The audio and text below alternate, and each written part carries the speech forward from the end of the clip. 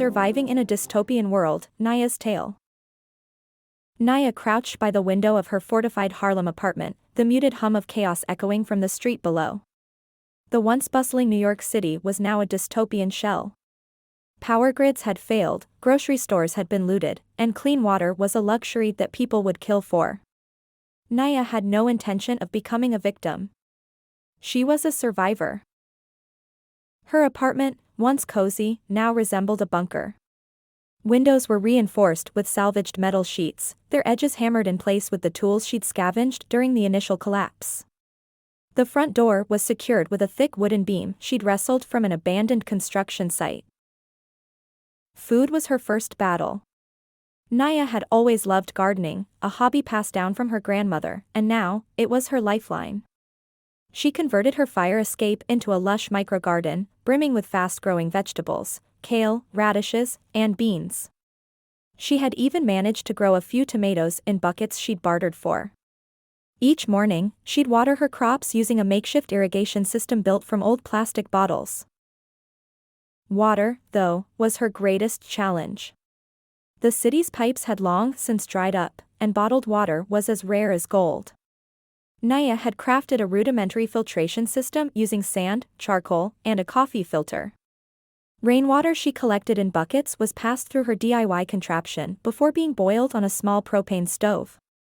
Every drop was precious, and she stored it in reused containers, hidden in her apartment in case of looters. Nyah's days were a constant cycle of vigilance and productivity. She scavenged the city with calculated precision, mapping routes through less traveled alleyways and always keeping her crowbar close. On one such trip, she found a community of survivors in a hidden basement. They traded stories, tips, and items, seeds for her vegetables, scraps of cloth for her patched-up clothing. It was a rare flicker of hope in a city consumed by fear. By night, Nyah would sit by her single candle, writing in a journal.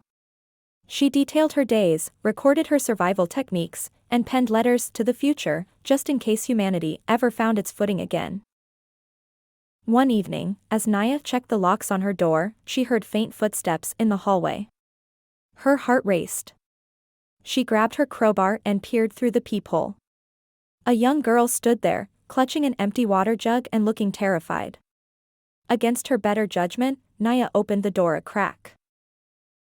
"You okay?" she asked, her voice firm but not unkind. The girl nodded. I heard you had water." Nyah hesitated, then sighed. "Wait here." She poured a small amount into a jar and handed it over. "Be careful. Don't tell anyone." The girl's eyes filled with tears of gratitude as she clutched the jar. "Thank you." Nyah closed the door, bolting it again. She leaned against it, staring at her journal. Survival wasn't just about food and water, it was about humanity. And as Nyah drifted into a light, uneasy sleep, she knew that as long as she kept her humanity, she could endure. Nyah's journey of survival and resilience. The days blurred into one another, each a test of Nyah's resolve and adaptability. After helping the young girl at her door, Nyah couldn't shake the unease that settled in her chest. But by the second day, there were no signs of trouble, only the ever-present hum of survival in the desolate city. Nyah spent the day fortifying her apartment further. She layered her front door with crisscrossed planks salvaged from nearby buildings, hammering them into place with the determination of someone who couldn't afford to fail. She positioned pots of plants strategically on her fire escape garden, creating a natural barricade. "If someone tries to climb up here," she muttered to herself, "they'll be met with my trusty crowbar." She also rigged an early warning system, a makeshift tripwire using empty cans and fishing line she'd scavenged. It wasn't foolproof, but it was enough to give her precious seconds to prepare for intruders.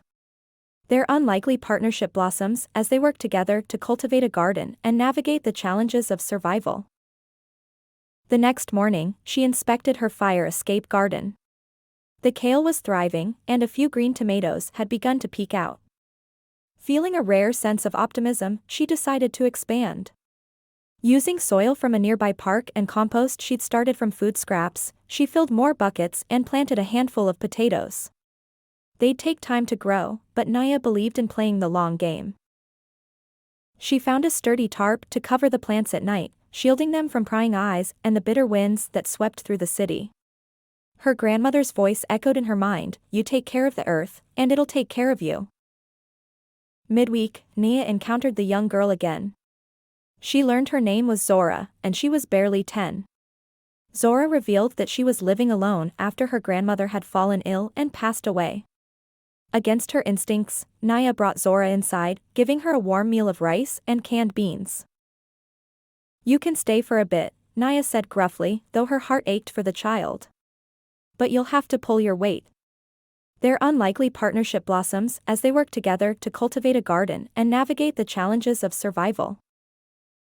Zora nodded earnestly. "I'll help with the garden. I know how to grow stuff." It was an unexpected partnership. Zora's nimble fingers proved useful in pruning the plants, and her sharp eyes helped spot potential scavenging routes from the apartment window. Resilience and community in crisis. A harsh reality hit on the fourth day. Her rainwater supply was running dangerously low. With no rain in the forecast, Nyah knew she had to take a risk. She and Zora ventured out in the early morning hours to avoid confrontation, carrying empty containers. They reached a park fountain that still trickled water from an underground reserve. Nyah worked quickly, filling their jugs while Zora kept watch. But as they turned to leave, they were spotted by a desperate man. Nyah raised her crowbar, her voice firm. "Back off." The man hesitated, sizing her up, before slinking away. Nyah's hands shook as they made their way home, but she kept her composure for Zora's sake. The next day brought a surprise. Nyah heard a faint knock at her door and opened it cautiously to find a small box of supplies, a few cans of soup, a pack of matches, and a handwritten note. "Thank you for helping Zora. You're not alone. A neighbor." Nyah stared at the box, her throat tightening. She hadn't realized that others nearby had noticed her efforts. It was a reminder that even in the darkest times, kindness could ripple outward. By the end of the week, Nyah and Zora had established a quiet rhythm of survival. They harvested their first batch of kale, boiled the water they'd collected, and even managed to find an old battery-operated radio. News crackled through the static, pockets of survivors were forming communities in other boroughs. That night, Nyah and Zora sat by their single candle, sharing a small meal. "We can't do this alone forever," Nyah said softly. "Maybe it's time to find others like us." Zora nodded, her face lit with hope. Together, they would survive. Together, they would find a way to rebuild, even in a city that seemed beyond saving. This chapter of Nyah's story highlights her resilience and the seeds of community amidst chaos. Nyah's journey, resilience and survival in dystopian NYC. Thank you for joining us on Nyah's journey of resilience and survival in the heart of dystopian NYC. This is just the beginning of her story. There's so much more to uncover as she builds her community, battles new challenges, and discovers the hidden strength within herself. Don't miss the next episode, where Nyah faces unexpected allies and threats that will test her like never before. If you're invested in her fight for survival, make sure to like, share, and subscribe so you'll never miss an update. Together, let's keep this story alive. Your support means everything.